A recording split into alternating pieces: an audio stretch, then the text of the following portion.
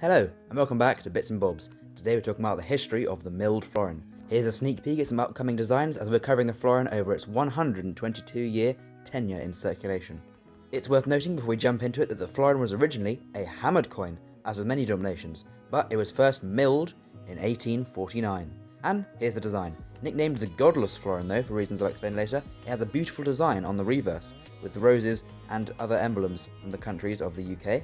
But on the obverse, it is Godless Florin as it has no Latin mentions to Queen Victoria's links to God, and this made the public outraged, so it was only minted for this 1 year. However, after 1 year at the drawing board, this design was released.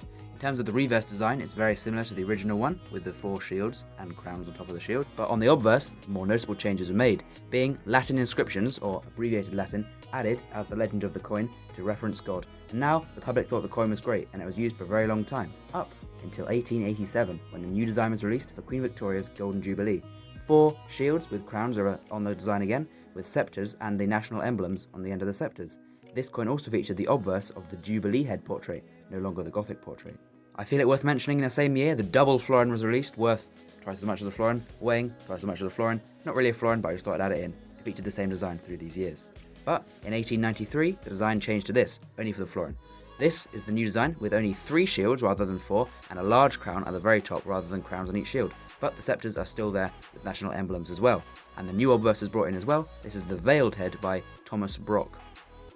That was the last design used on Queen Victoria's florins, because next up is Edward VII, and here's the design they used throughout his entire reign, 1902 to 1910. It is the standing Britannia florin, a notorious coin for having lots of wear. It was designed by George William de Soules, who though sadly died the year after it was being released into circulation. He did also design the obverse of this coin, featuring a portrait of Edward VII. Another new monarch, another new design, and here it is. Released originally in 1911 to 1926 during George V's reign, we feature once again 4 crowned shields with sceptres. This design was minted on both 925 and 50% silver coins, with the portrait of George V on the obverse by Bertram McKennell.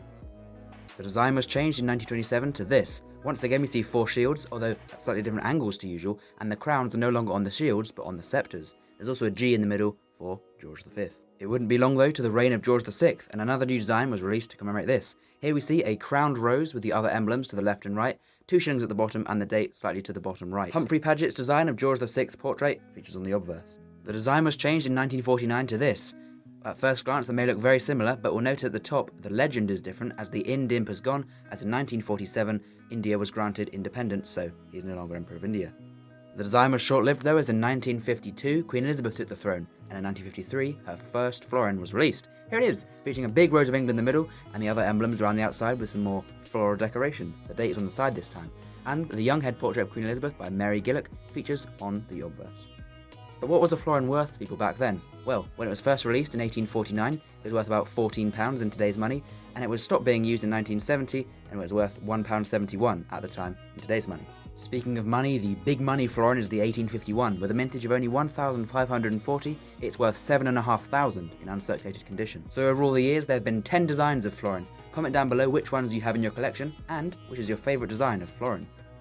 Currently in my collection I have 8 of the 10 designs, this one being my favourite. I like it because it's got all the elements of the classic florin design, the crowns and the shields and the sceptres, but it's just nice and simplified so you can see it clearly.